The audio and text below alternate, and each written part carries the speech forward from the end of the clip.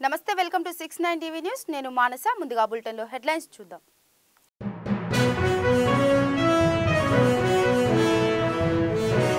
ప్రధాని మోదీతో AP deputy CM Pawan Kalyan భేటీ అరగంట సేపు కొనసాగిన సమావేశం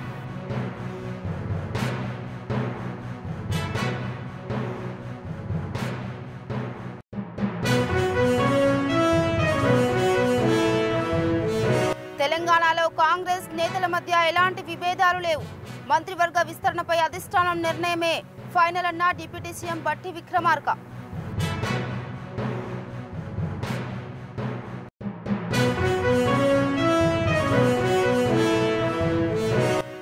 రైతును రాజును చేసే బాధ్యత కాంగ్రెస్ ప్రభుత్వానిది 22 లక్షల మందికి 18,000 కోట్లు రైతుల ఖాతాల్లో వేశామన్న తుమ్మల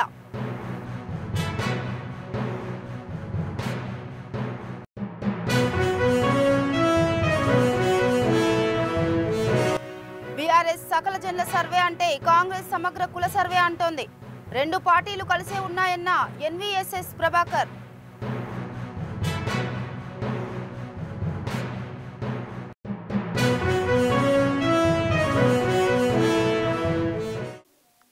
ఇక డీటెయిల్స్ కి వెళ్తే ప్రధాని మోదీతో AP deputy CM Pawan Kalyan భేటీ అయ్యారు పార్లమెంట్లోని ప్రధాని కార్యాలయంలో వీరి సమావేశం దాదాపు అరగంట సేపు కొనసాగింది ఏపీకి సంబంధించిన పలు కీలక అంశాలపై ప్రధానితో పవన్ చర్చించినట్టు సమాచారం డిప్యూటీ సీఎంగా బాధ్యతలను స్వీకరించిన తర్వాత తొలిసారి మోదీని పవన్ కలవడంతో ఈ భేటీకి ప్రాధాన్యత ఏర్పడింది మోదీతో సమావేశం ముగిసిన తర్వాత పవన్తో బీజేపీ ఏపీ అధ్యక్షురాలు ఎంపీ దగ్గుపాటి పురంధేశ్వరి భేటీ అయ్యారు అనంతరం పవన్ను టీడీపీ ఎంపీలు లావు శ్రీకృష్ణదేవరాయలు మాగుంట శ్రీనివాసులు రెడ్డి కలిశారు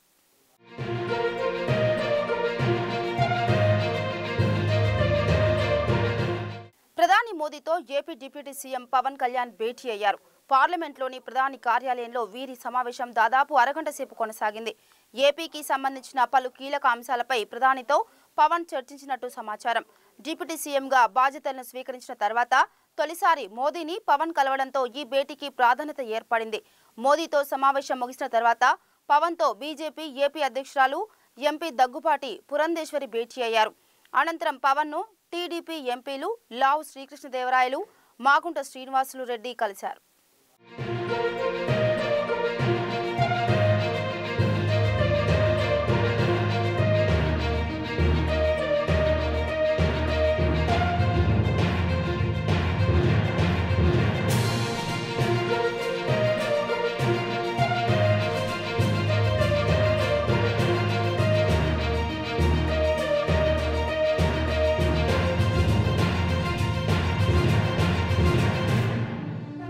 ఇక తెలంగాణలో కాంగ్రెస్ నేతల మధ్య ఎలాంటి విభేదాలు లేవని ఉప ముఖ్యమంత్రి మల్లు బట్టి విక్రమార్క అన్నారు మంత్రివర్గ విస్తరణ విషయమై పార్టీ అధిష్టానం నిర్ణయం తీసుకుంటుందన్నారు తమలో విభేదాలు అంటూ పసలేని విమర్శలు చేస్తే ప్రతిపక్షాలకు ఎలాంటి ప్రయోజనం ఉండదన్నారు కాంగ్రెస్ ప్రభుత్వం చేస్తున్న అభివృద్ధిని చూసి ఓర్వలేక కొంతమంది కాకుల్లా అరుస్తున్నారని విమర్శించారు మూసి నిర్వాసితులు వ్యాపారాలు చేసుకోవడానికి రుణ సదుపాయం కల్పిస్తామని వెల్లడించారు హైడ్రా మూసి విషయంలో పూర్తిగా ఆలోచించాకే ముందుకు పోతున్నామన్నారు మూసి ప్రాజెక్టు విషయంలో హైకోర్టు ఇచ్చిన తీర్పును తాము స్వాగతిస్తున్నామన్నారు ధరణి పోర్టల్ను అడ్డుపెట్టుకుని బీఆర్ఎస్ నేతలు వేలాది ఎకరాలు కాజేశారన్నారు బీఆర్ఎస్ నేతలు కాజేసిన భూముల వివరాలను బయటకు తీస్తామని బట్టి అన్నారు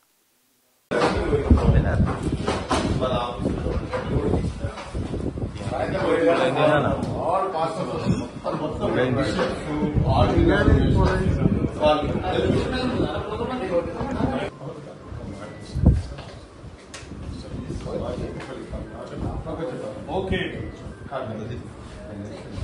Hey, hero. Okay. What's up? Call info, na?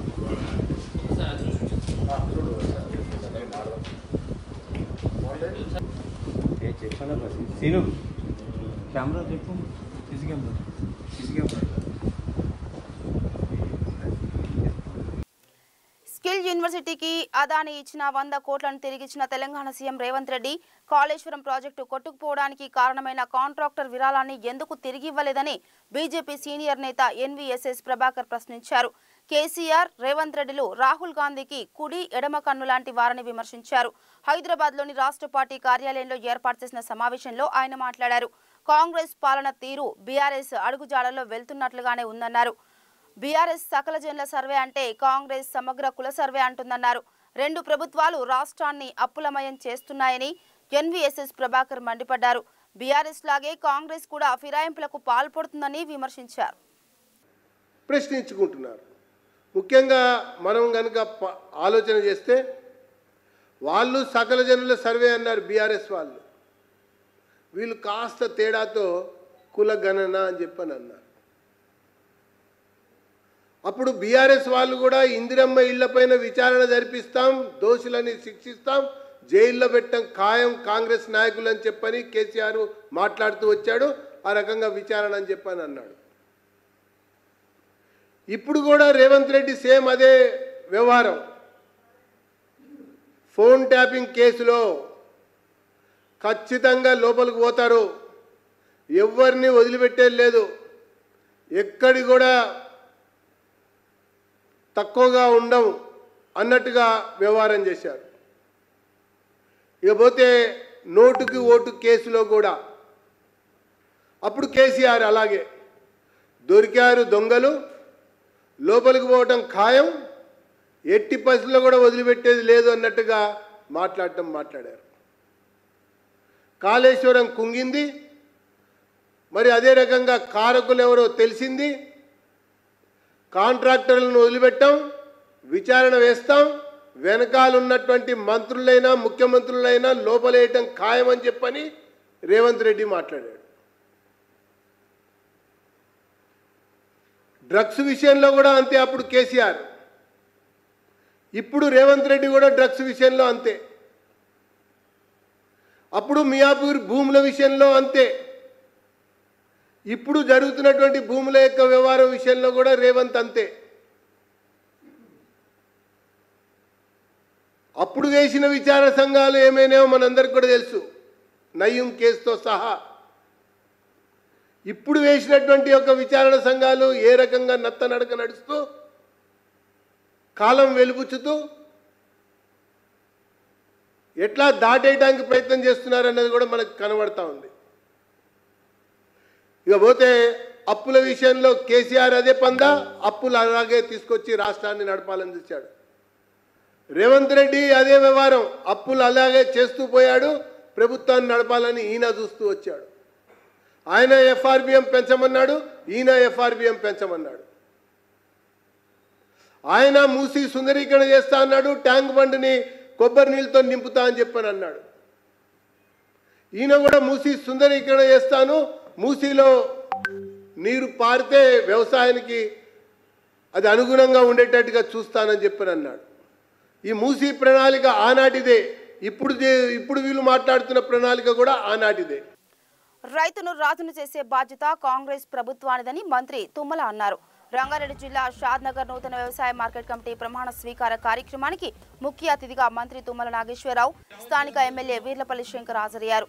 మంత్రి తుమ్మల ఆధ్వర్యంలో మార్కెట్ కమిటీ నూతన చైర్మన్ సులోచనతో పాటు డైరెక్టర్లకు ప్రమాణ స్వీకారం చేశారు. ధనిక రాష్ట్రమైన తెలంగాణను బీఆర్ఎస్ అప్పులపాలు చేసిందన్నారు.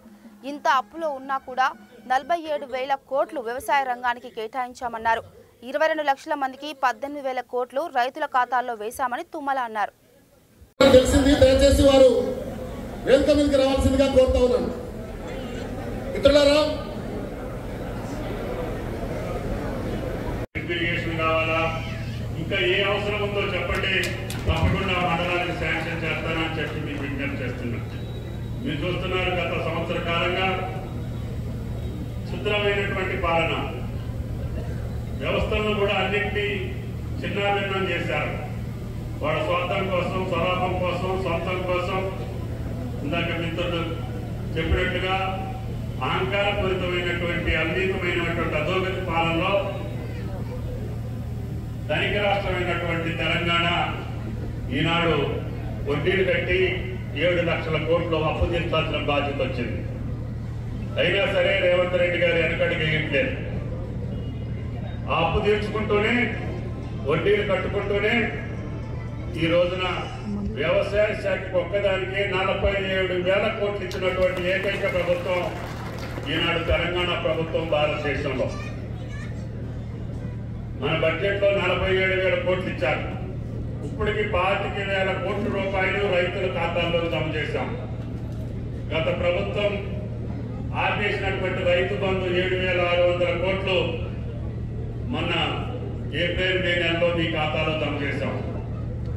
మళ్ళీ రాహుల్ గాంధీ గారు ఇచ్చినటువంటి మాటకు అనుగుణంగా అన్న 2 లక్షల రూపాయలు రుణమాఫీ చేయాలనుకున్నా దాన్ని మరి రాహుల్ గాంధీ గారు మాట ఇచ్చారు కాబట్టి 2 లక్షల అప్పు ఉన్నటువంటి రైతులకి మనం రుణమాఫీ చేయాలని చెప్పారు. తప్పకుండా చేద్దామని చెప్పి దానికి ప్రణాళిక వేసుకున్నాం. 22 లక్షల మంది తెల్ల కార్డులు ఉన్నటువంటి ప్రతి ఒక్కరికి కూడా 18,000 కోట్ల రూపాయలు మీ ఖాతాలోకి వచ్చినాయి. కాకపోతే తెల్ల కార్డులు లేనటువంటి 2 లక్షల రుణం ఉన్నటువంటి రైతులు ఇంకా 3 లక్షల నుంచి 4 లక్షల మంది ఉన్నారు. వాటిని కుటుంబ నిర్ధారణ చేయాల్సిన అవసరం వచ్చింది. గత 3 నెలలుగా అది ఇంటికి వెళ్లి మా వ్యవసాయ అధికారులు కుటుంబ నిర్ధారణ చేశారు. సుమారు 3 లక్షల పైచలకు మాకు అందుబాటులోకి వచ్చినాయి. రేపు 30వ తారీఖున మహబూబ్నగర్ లో జరిగే రైతు పండుగలో ఆ 2 లక్షల నుంచి 3 లక్షల చిన్న రైతులు ఏదైతే నిర్ధారణ చేశామో తెల్ల కార్డు లేనటువంటి 2 లక్షల అప్పు ఉన్నటువంటి రైతులు, అదేవిధంగా ఆధార్ కార్డులో నెంబర్ తప్పు ఉన్నటువంటి రైతులు, బ్యాంక్ అకౌంట్ లో మిస్టేక్ ఉన్నటువంటి రైతులు, అదేవిధంగా పేరు కూడా తప్పుపడ్డటువంటి రైతులందరినీ కూడా సరిచేశాం. వీటన్నింటినీ కలిపి రేపు సుమారు 3,000 కోట్లు మహబూబ్నగర్ రైతు పండుగలో మీ ఖాతాలో వేయదలుచుకున్నది ప్రభుత్వం అని చెప్పి కూడా ఈ సందర్భంగా మనం చేస్తున్నాం. అదేవిధంగా ధాన్యం కొనుగోలు మీరు చూస్తున్నారు. భగవంతుడి దయ వల్ల ఆ వరుడు దేవుడు కరుణించాడు. భారతదేశంలో ఈనాడు అత్యధికంగా వరి పండించినటువంటి రైతు నా తెలంగాణ రైతాంగం చెప్పి కూడా మీకు ఈ సందర్భంగా మనం సుమారు 1,53,00,000 ఉమ్మడి రాష్ట్రంలో కూడా మనకు అంత దిగుబడి రాలేదు. ఈ రోజు భగవంతుడి దయ వల్ల 40 బస్తాల పైన పడుతుంది. అదేవిధంగా అన్నింటినీ ఎంఎస్పీ కొనమని చెప్పాం. సన్నధాన్యం పండించిన రైతుకి 500 బోనస్ ఇస్తామని చెప్పాం. 3 రోజుల్లో మీ ఖాతాలో డబ్బులు పడుతున్నాయి. మళ్ళీ 3 రోజుల్లో మీకు తల్లిదండ్రులకు అండగా నిలవాల్సిన కొడుకులు తల్లిని భారంగా భావిస్తున్నారు. కొందరు వృద్ధులైన తల్లిదండ్రులను వృద్ధాశ్రమాలకు పంపిస్తుంటే కొందరు మాత్రం కనీస కనికరం కూడా చూపడం లేదు. అనాథలుగా రోడ్లపైన వదిలేస్తున్నారు. తాజాగా వృద్ధాప్యంలో ఉన్న కన్నతల్లిని 8 రోజుల క్రితం కొందరు కసాయి కొడుకులు శ్మశానంలో వదిలేశారు. జగిత్యాల జిల్లా మోతే గ్రామానికి చెందిన రాజవ్వకు 4 కొడుకులు. వారిని పెంచి పెద్ద చేసి పెళ్లిళ్లు చేసింది. వృద్ధాప్యంలో తల్లిని కంటికి రెప్పలా చూసుకోవాల్సిన 4 కొడుకులకు భారంగా మారింది తల్లి రాజవ్వ. దీంతో రాజవ్వని ఎలాగైనా వదిలించుకోవాలనుకుని కొడుకులు శ్మశానంలో వదిలేశారు. గత 8 రోజులుగా మోతే శ్మశాన వాటికలోనే వృద్ధురాలు రాజవ్వ కాలం వెల్లదీస్తోంది. తన 4 కొడుకులలో ఎవరి దగ్గరను ఆశ్రయం పొందలేక చివరకు శ్మశానంలో చివరి మజిలీ జీవితాన్ని వెల్లదీస్తుంది. ఆమె కుమారుడు పెన్షన్ డబ్బుల కోసం తల్లిని దారుణంగా కొట్టి ఆమెను అచేతన స్థితిలో విడిచిపెట్టడం విస్మయానికి గురి చేసింది. విరిగిన కాలుతో తన పనులు చేసుకోవడానికి ఇబ్బందులు ఎదుర్కొంటూ మంచానికి పరిమితమైంది. 4 కొడుకులని కని పెంచి అచేతనంలో ఉన్న తనను కనీసం మనిషిగా చూడటం లేదని ఆ తల్లి రాజవ్వ రోధిస్తుంది. ఈ పరిస్థితిలో రాజవ్వను వదిలి వెళ్లిపోయిన కొడుకులపై ప్రజలు తీవ్ర ఆగ్రహం వ్యక్తం చేస్తున్నారు. శ్మశాన వాటిక చేరుకున్న సంక్షేమ శాఖ అధికారులు అక్కడికి చేరుకొని రాజవ్వను ఆసుపత్రికి తరలించి చికిత్స అందిస్తున్నారు. వారం రోజులుగా శ్మశాన వాటికలో బక్కచిక్కుపోయి ఉండటంతో కాస్త కోలుకున్న తర్వాత రాజవ్వ దగ్గర ఈ ఘటనపై పూర్తి వివరాలు సేకరించి వయోవృద్ధుల చట్టం ప్రకారం ఈ ఘటనపై అవసరమైన చర్యలు తీసుకుంటామని సంక్షేమ శాఖ అధికారి నరేష్ తెలిపారు. ఈ క్రమంలో దుష్ట కుమారులపై కఠిన చర్యలు తీసుకుంటామని ఆయన చెప్పారు.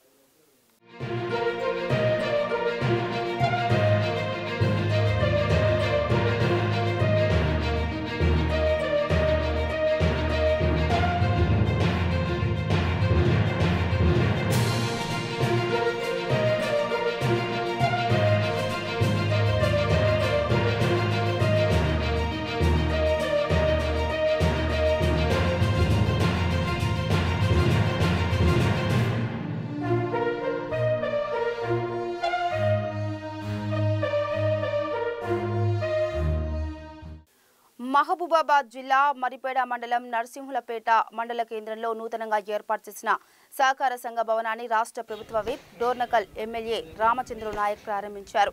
రైతులు సహకార సంఘాలను సద్వినియోగపరుచుకొని అభివృద్ధి సాధించాలని రామచంద్ర నాయక్ సూచించారు. కాంగ్రెస్ ఆధ్వర్యంలోని ప్రజాప్రభుత్వం రైతు సంక్షేమమే ధ్యేయంగా పనిచేస్తుందని అన్నారు. త్వరలో రైతు భరోసా అమలు చేయడంతో పాటు రుణమాఫీని పూర్తి చేసేలా ప్రణాళికలు రూపొందిస్తున్నామని అన్నారు.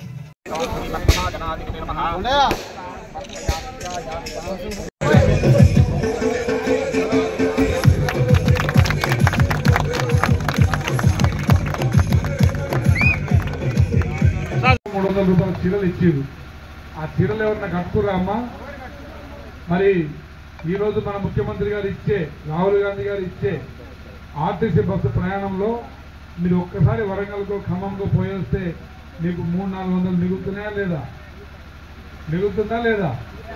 మొత్తం సంవత్సరం మీద మీకు 2-3 వేలు మిగులుతున్నాయా లేవా? భారతదేశంలోనే అతిపెద్ద మోసగాడు జగన్ రెడ్డి అని అమెరికా దర్యాప్తు సంస్థ FBI ఏజెన్సీ చెప్పిందని AP state aquaculture development authority chairman Anam Venkata Ramanareddy అన్నారు. ఏకంగా 1750 కోట్ల లంచాలు డైరెక్ట్ గా జగన్ రెడ్డి తీసుకున్నట్లు తమ వద్ద ఆధారాలు ఉన్నాయని FBI చెప్పిందని ఆనం వెంకట రమణారెడ్డి ఆరోపించారు. ఇక్కడ CBI కేసుల లాగా 10 ఏళ్లు 20 ఏళ్లు సాగుతాయని జగన్ రెడ్డి అనుకుంటున్నాడేమో. అమెరికా కోర్టులు ఏడాదిలోపే తేల్చేస్తాయని ఆనం తెలిపారు. సిగ్గులేదా మీకు? సిగ్గులేదా? ఇప్పుడేం చెప్తారు? నేను చెప్పటంలా, FBI చెప్తుంది, కోర్టు చెప్తుంది, అమెరికాలో ఉండే కోర్టు. ఇంకొక విషయం కూడా చెప్తున్నా కలాం రెడ్డి, జగన్మోహన్ రెడ్డి, నీకు కూడా నువ్వు అనుకుంటున్నావేమో ఇక్కడ CBI కేసులు జరిగినట్టు, ఈడీ కేసులు జరిగినట్టు 14 సంవత్సరాల నుంచి 28 సంవత్సరాల వరకు నడిపిస్తానని. ఈడేమి రాశారు తెలుసా?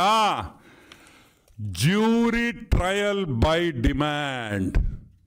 జ్యూరీ ట్రయల్ బై డిమాండ్ అంటే ఏందో తెలుసా? అది ఎక్స్ప్లెయిన్ చేస్తా. చాలా ఇంట్రెస్టింగ్ సబ్జెక్ట్. జ్యూరీ అంటే మన ఇండియన్ కోర్ట్స్లో జడ్జి ఉంటారు, జడ్జి గారే జడ్జిమెంట్ ఇచ్చేస్తాడు. అమెరికాలో అట్ట ఉండదు. ఒక జ్యూరీ ఉంటుంది. ప్రజల్లో నుంచి ఒక 20-30 మందిని ఎంచుకొని ఆ 20-30 మంది అంటే ఆ జ్యూరీ వాళ్ళు చెప్తారు ఇతను తప్పుడు చేశాడా లేదా అని. కాబట్టి తప్పించుకోలేవు అని కూడా నేను మనవి చేస్తూ ఉన్నా. This is a trial by the jury. It is trial by jury, not by an independent court. It's a jury trial in US. కరెక్ట్గా సంవత్సరం లోపల జడ్జిమెంట్ వచ్చేస్తుంది. రెడ్డి గారు, మీరు ఎవరెవరు ఇన్వాల్వ్ అయి ఉండారో దీంట్లో అందరు ఇంగ్లీష్ బాగా నేర్చుకోండి. అమెరికా జైల్లో బ్రెడ్ ముక్కలే పెడతారు. మీరు అన్నం తినడం ఆపేయండి జగన్మోహన్ రెడ్డి. బ్రెడ్ తినడం నేర్చుకో. బ్రెడ్ జామే ఇస్తారు. ఇక్కడ మన జైలులు కాదు నాయన. భారతక్క క్యారియర్లో చేపల పులుసు, మటన్ కర్రీ, బిర్యానీ తెచ్చేదానికి అవన్నీ అమెరికా జైల్లో ఒప్పుకోరు. కాబట్టి ఇప్పటి నుంచే తయారు కావాలి అని కూడా మనవి చేస్తా ఉన్నాం. అర్హులైన ప్రతి ఒక్కరికి నివాస స్థలం ఇస్తామని, ఇళ్ల నిర్మాణానికి ప్రభుత్వం సహకారం అందిస్తుందని కావలి ఎమ్మెల్యే కృష్ణారెడ్డి తెలిపారు. కావలి అభివృద్ధిపై ఎమ్మెల్యే మున్సిపల్ కార్యాలయంలో అన్ని శాఖల అధికారులతో సమీక్షా సమావేశం నిర్వహించారు. నియోజకవర్గంలో నివాసం ఉంటూ ఓటు హక్కు కలిగి అర్హత ఉన్న ప్రతి ఒక్కరూ నివాసం కోసం ఆన్లైన్లో దరఖాస్తు చేసుకోవాలని పిలుపునిచ్చారు. ఈరోజు ఆన్లైన్ ద్వారా ఎవరికైతే నిజంగా కాలనీ లేదో వాళ్ళందరూ కూడా ఆన్లైన్ ద్వారా దరఖాస్తు చేసుకోవచ్చు.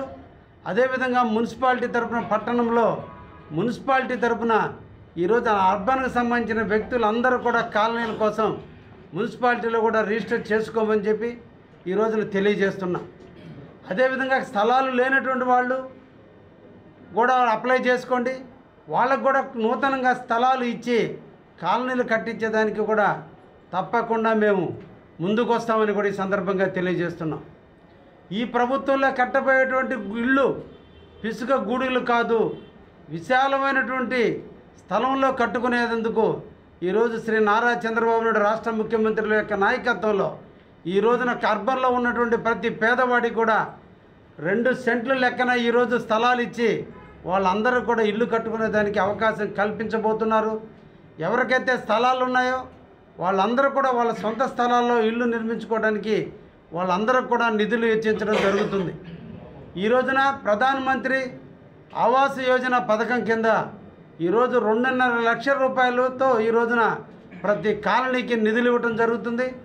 అదేవిధంగా ప్రభుత్వ సమీక్షలో కూడా ఆంధ్రప్రదేశ్ ప్రభుత్వ సమీక్షలో కూడా ఎన్ఆర్జీసీ కింద 30,000 అదనంగా రాష్ట్ర కోటా కూడా కొంత ఇచ్చేదానికి సన్నాహాలు జరుగుతున్నాయి. వాటికి సంబంధించినటువంటి సవీరమైనటువంటి ఇన్ఫర్మేషన్ని అతి తొందరలో మళ్ళా మీ ముందుకు తీసుకురావడం జరుగుతుంది.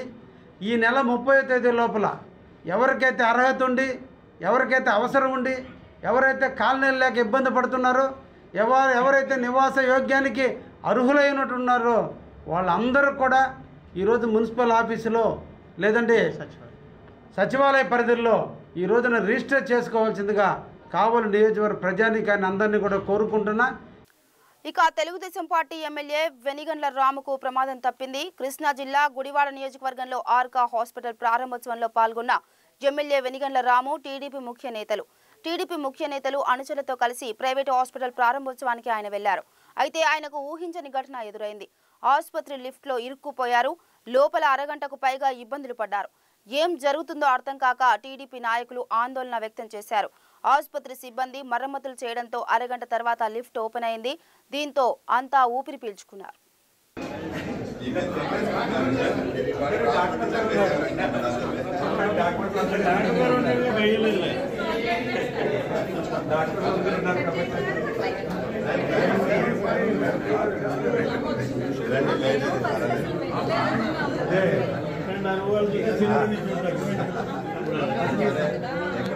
నైరుతి బంగాళాఖాతంలో ఏర్పడిన వాయుగుండం మరింత బలపడింది. దీంతో నేడు అది తీవ్ర వాయుగుండంగా మారే అవకాశం ఉంది. ఇది గంటకు 8 కిలోమీటర్ల వేగంతో ముందుకు కదులుతుంది.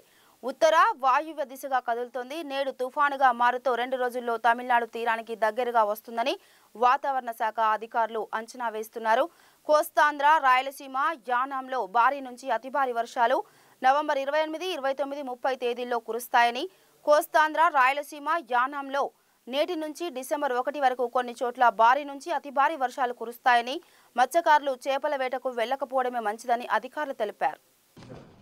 గడిచిన 24 గంటల్లో దక్షిణ కోస్తా జిల్లాలైన నెల్లూరులో 17 మిల్లీమీటర్లు అనగా 2 సెంటీమీటర్లకు దరిదాపున, రాపూరు నెల్లూరు జిల్లాలో 13 mm లేదా 1.3 సెంటీమీటర్సు, కావలిలో తేలికపాటి వర్షాలు పడ్డాయి.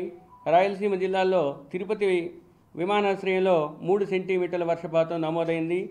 తొట్టెంబేడులో 3 సెంటీమీటర్లు, శ్రీకాళహస్తిలో 2 సెంటీమీటర్లు, కోడూరులో 2 సెంటీమీటర్లు, తడ పుల్లంపేటల్లో 1 సెంటీమీటర్ వర్షపాతం నమోదైంది. ఈ వర్షపాతం పెరిగే అవకాశం ఉంది. నైరుతి బంగాళాఖాతంలో ఉన్న తీవ్ర వాయుగుండం ఉత్తర వాయువ్య దిశలో పయనించి ఈరోజు అనగా 27వ తేదీ ఉదయం 8:30 8.5 ఉత్తర అక్షాంశం 82.3 తూర్పు రేఖాంశం వద్ద తీవ్ర వాయుగుండంగానే కేంద్రీకృతమై ఉన్నది. ఇది చెన్నైకు 550 కిలోమీటర్లు దక్షిణ ఆగ్నేయ దిశలోను, నాగపట్టణంకు 370 కిలోమీటర్లు ఆగ్నేయ దిశలోను, పుదుచ్చేరికి 470 కిలోమీటర్లు ఆగ్నేయ దిశలోను, శ్రీలంకలో ఉన్న ట్రింకోమలైకి 120 కిలోమీటర్లు తూర్పు ఆగ్నేయ దిశలోను కేంద్రీకరించి ఉన్నది. ఇది రాగల 12 గంటల్లో ఉత్తర వాయువ్య దిశలోనే ప్రయాణించి సైక్లోనిక్ స్టార్మ్ లేదా ఇక బులెటిన్ ముగించే ముందు హెడ్లైన్స్ మరోసారి.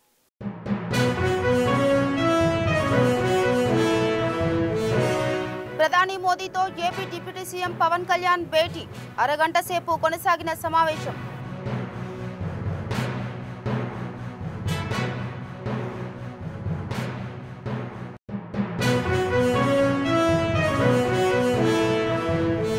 తెలంగాణలో కాంగ్రెస్ నేతల మధ్య ఎలాంటి విభేదాలు లేవు. మంత్రివర్గ విస్తరణపై అధిష్టానం నిర్ణయమే ఫైనల్ అన్న డిప్యూటీ సీఎం బట్టి విక్రమార్క.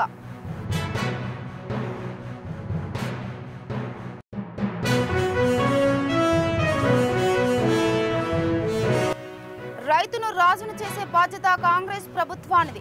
22 లక్షల మందికి 18,000 కోట్లు రైతుల ఖాతాల్లో వేశామన్న తుమ్మల.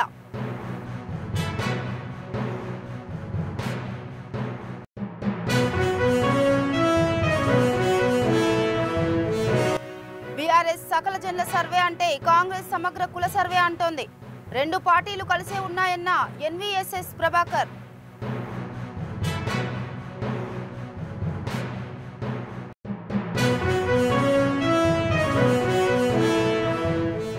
ఇవి బులెటిన్ అప్డేట్స్. మరో బులెటిన్తో మళ్ళీ కలుద్దాం. అంతవరకు చూస్తూనే ఉండండి 69 టీవీ న్యూస్. నమస్తే.